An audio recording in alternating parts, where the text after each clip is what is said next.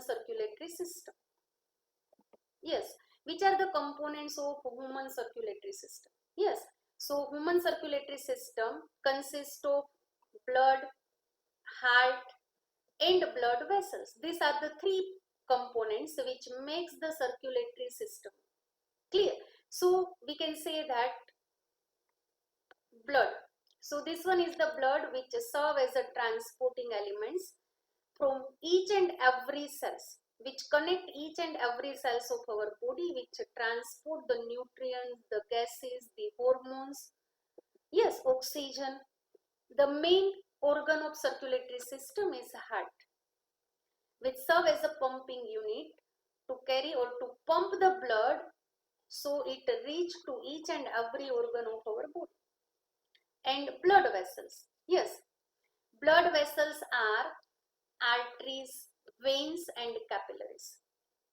I think you know regarding the arteries, veins and capillaries, something that is arteries deals with oxygenated blood, veins with deoxygenated blood, and capillaries are the fine branches of which connect arteries and veins.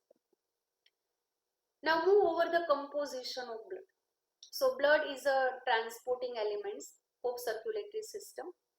So which things are present in blood? Let us discuss the composition chart. This chart is very important.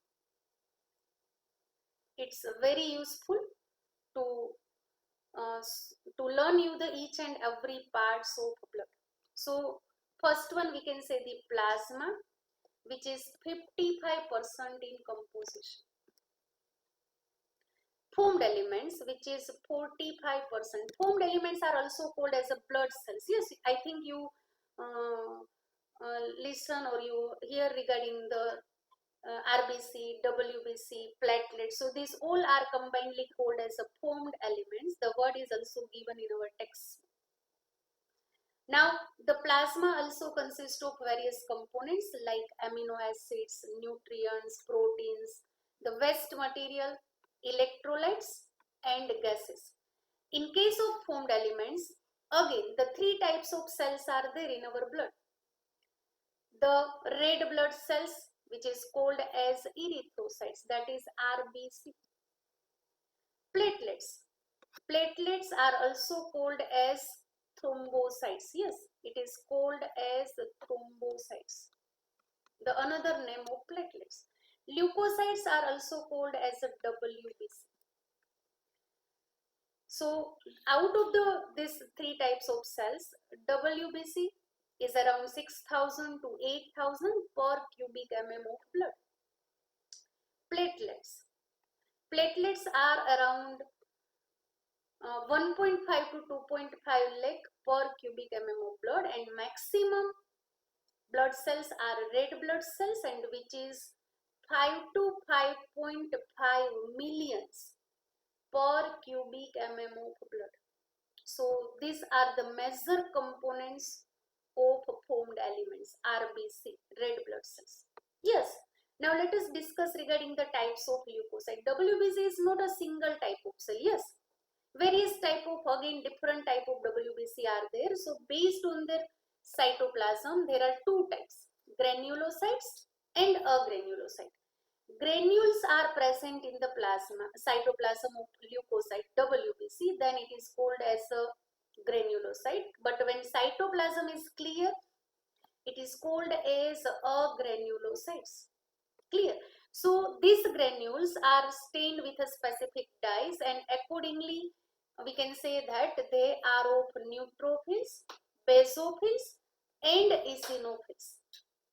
If they are stained with acidic dyes, they are eosinophil.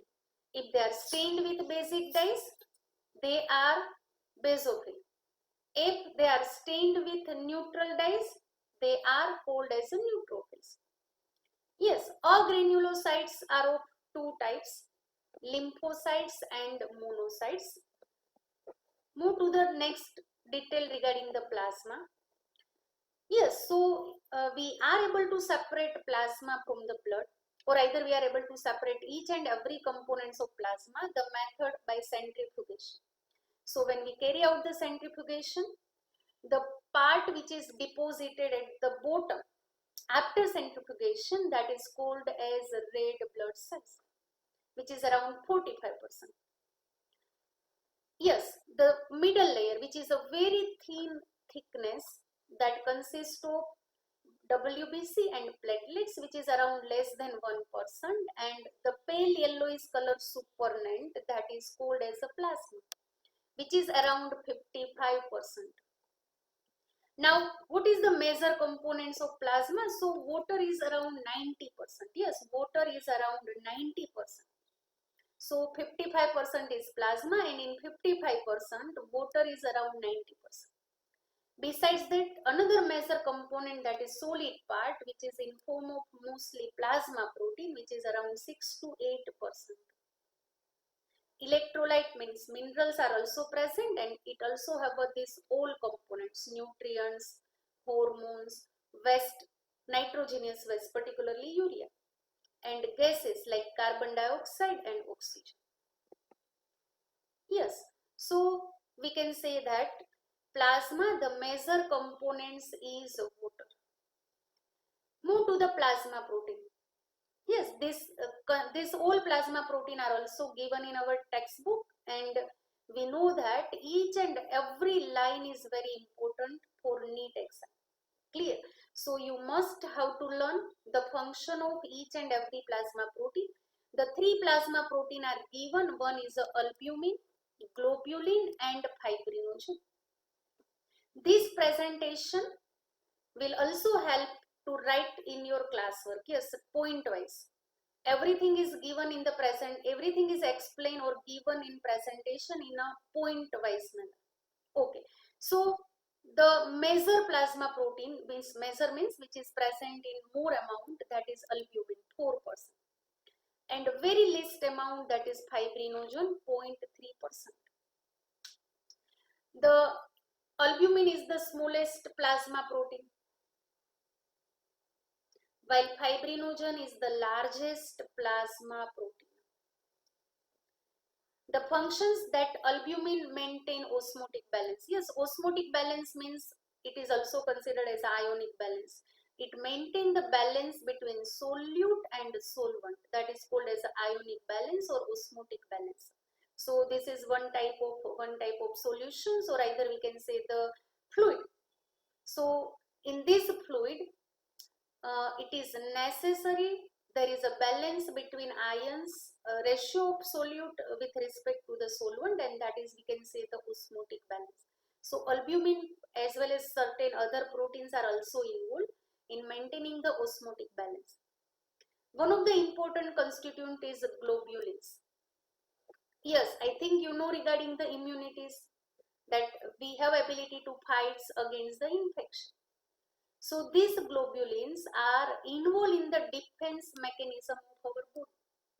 Defense mechanism means it helps the body to fight against the pathogens. That is, ultimately we can say that responsible for the immunity of our body. Next plasma protein is the fibrinogen, which is the largest plasma protein, and it is help in the clotting or coagulation of blood. Yes, we know that when there is an injury, either minor to somewhat large injury, there is a blood is clot at the site of injury to prevent the excessive loss. So certain proteins as well as platelets, which is one of the important blood formed elements, which also helps in the clotting of blood, and fibrinogen is the major plasma protein which have a role in the coagulation or clotting of blood to prevent the excessive loss of blood. Yes, now I think you know that another functions are also performed by the plasma.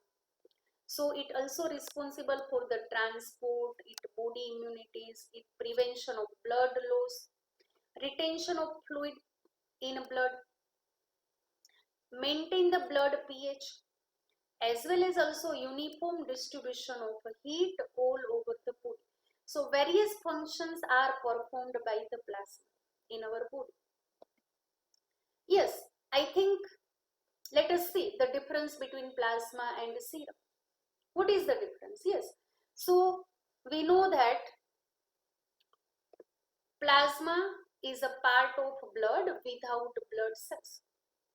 So we can say that if we minus the blood cells from the blood, it is called as a plasma. What is the serum?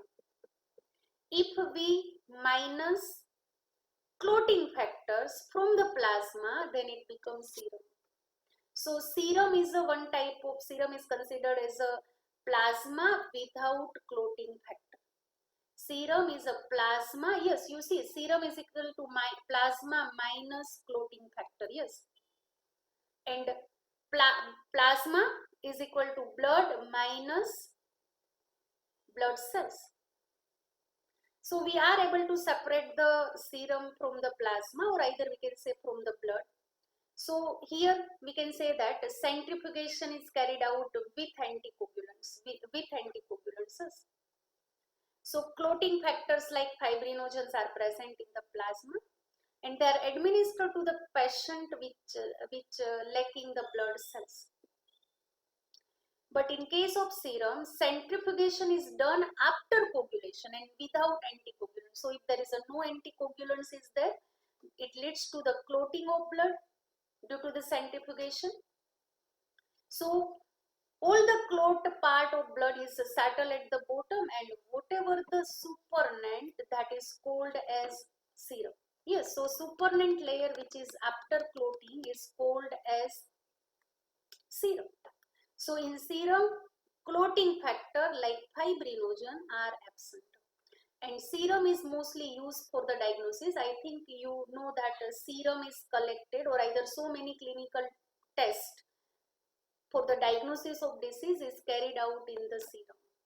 So you have to remember that serum is the plasma without clotting factor or absent of clotting factor, that is called as the fibrinogen. Clear? So this is regarding the, we can say, the plasma. So we have completed one of the important constituent of blood, that is called as